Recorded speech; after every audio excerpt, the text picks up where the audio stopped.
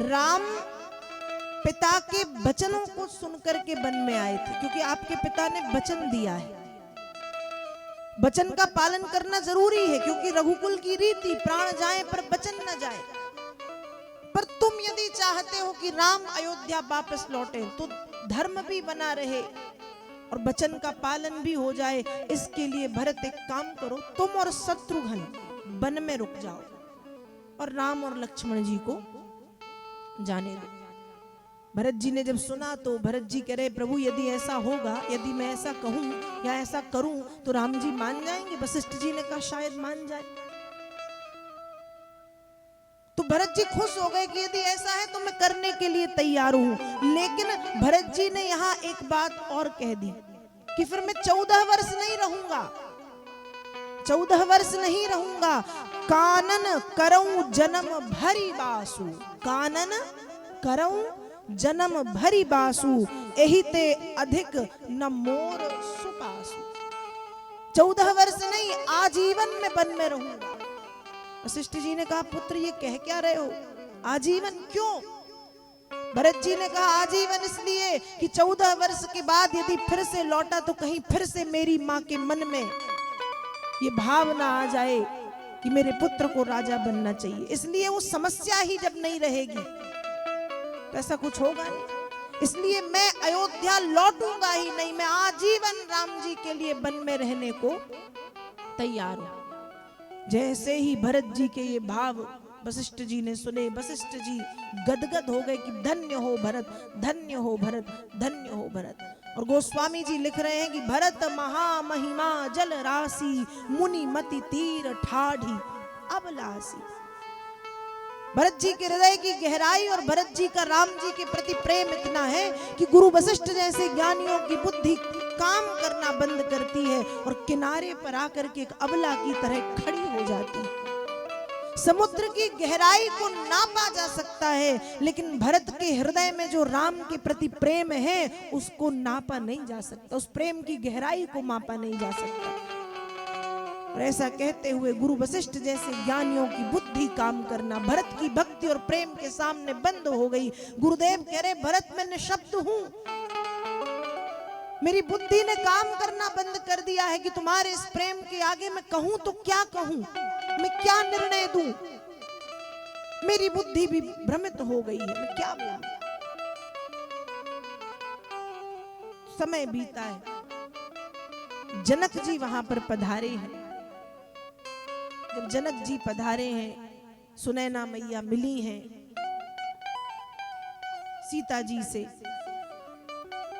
हृदय से सीता जी को लगाया है। जनक जी के पास निर्णय पहुंचा।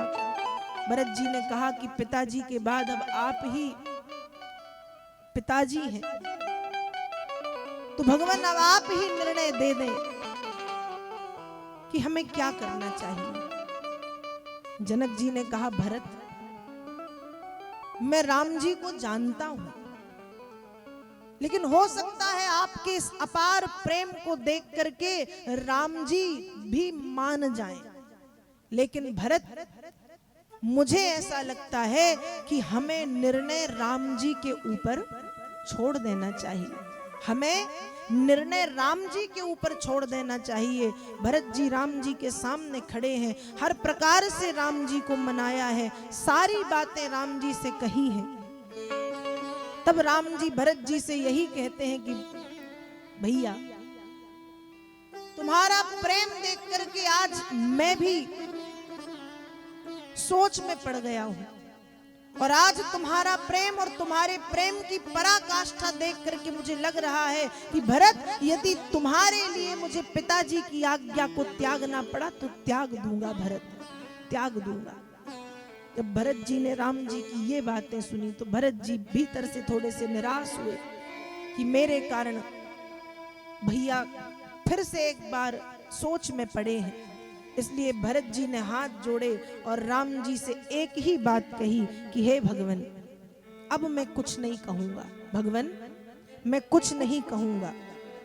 और भरत जी क्या कह रहे हैं, जेहि विधि प्रभु प्रसन्न मन होई, जेहि विधि प्रभु प्रसन्न मन होई, करुणा सागर कीजिए सोई, करुणा सागर कीजिए सोई।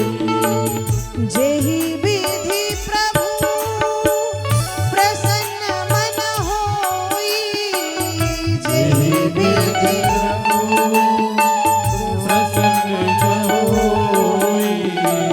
जेहि विधि प्रभु प्रसन्न मन होई, जेहि विधि प्रभु प्रसन्न मन होई, करुणा सागर कीजिए सोई, करुणा सागर कीजिए सोई, करुणा सागर कीजिए सोई, करुणा सागर कीजिए सोई। भरत जी ने एक बार पुनः राम जी के चरणों में अपने सिर को रख दिया और भरत जी ने कहा कि प्रभु मेरे हृदय में जो जो भाव थे मैंने सब आपके सामने रख दिए नाथ, लेकिन अब मैं यही कह रहा हूं कि जही विधि प्रभु प्रसन्न मन हो, जो करने से आपके मन को प्रसन्नता हो, करुणा सागर कीजिए सोई, भगवान आप वही करें। मैं कुछ भी नहीं बोलूंगा, आपको जो उचित लगे भगवान, निर्णय आपको ही करना है। उस समय राम जी भरत जी के प्रेम, भरत जी की निष्ठा, भरत जी के भाव, भरत जी की बातों को सुन करके प्रसन्न हुए और राम जी ने निर्णय जो दिया है हम सभी को ज्ञात है कि राम जी ने कहा है, भरत यदि पिताजी को वचन दिया है तो मैं चाहता हूं कि मैं पिताजी के वचनों का पालन करूं। अर्थात भरत माताओं को और प्रजा को लेकर के तुम यहां से वापस जाओ। मैं 14 वर्ष पूर्ण करके पिताजी के वचनों को पूर्ण करके अति शीघ्र आ रहा हूं, अयोध्या आऊंगा, अभी तुम जाओ। जैसे ही जाने को कहा सब दुखी हो गए हैं भरत जी ने, लेकिन राम जी का निर्णय सहर्ष स्वीकार किया है। पर भरत जी ने राम जी से कहा, भैया मैं जा तो रहा हूं पर नाथ यदि कुछ मांगूंगा तो दे दोगे? नाथ यदि कुछ मांगूंगा तो दोगे? राम जी ने हृदय से भरत जी को लगाया और राम जी कह रहे, अरे भैया तू कैसी बात कर रहा है, तू प्राण भी मांगेगा तो राम आज अपने प्राण भी तुमको दे देंगे। बताओ भरत क्या चाहिए? उस समय भरत जी कह रहे हैं, प्रभु मुझे आपकी चरण पादुकाएं चाहिए। भगवान मुझे आपकी चरण पादुकाएं चाहिए हैं, जिससे आप नहीं होंगे लेकिन आपकी चरण पादुकाएं होंगी और इन पादुकाओं को रख करके आपकी इन्हीं पादुकाओं की सेवा करते हुए आपके राज्य की व्यवस्था को बनाऊंगा और भगवान आपका इंतजार करूंगा 14 वर्ष। और 14 वर्ष में से नाथ यदि एक दिन भी अधिक हुआ तो भरत अपने प्राण त्याग देगा, भरत जीवित नहीं मिलेगा भगवान। इसलिए नाथ किसी भी प्रकार से विलंब मत करना, अति शीघ्र आना। एक दिन भी यदि अधिक होगा तो भरत अपने आप को जीवित जला करके भस्म कर देगा। ऐसा कहते हुए भरत जी पुनः राम जी के चरणों में सिर रखते हैं। राम जी ने उठा के भरत जी को हृदय से लगाया और अपनी पादुकाएं ले जाने की आज्ञा दी।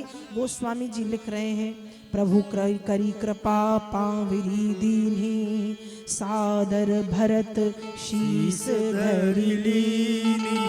पादुकाएं दी, उन पादुकाओं को भरत जी ने सम्मान के साथ अपने सिर के ऊपर धारण किया है, रख लिया है। और अब भरत जी ना चाहते हुए भी, ना राम जी चाहते हैं कि भरत जी जाएं और ना भरत जी चाह रहे हैं कि मैं जाऊं, लेकिन राज्य भी है, प्रजा भी है, सब है, इसलिए ना चाहते हुए राम जी से विदा ली है।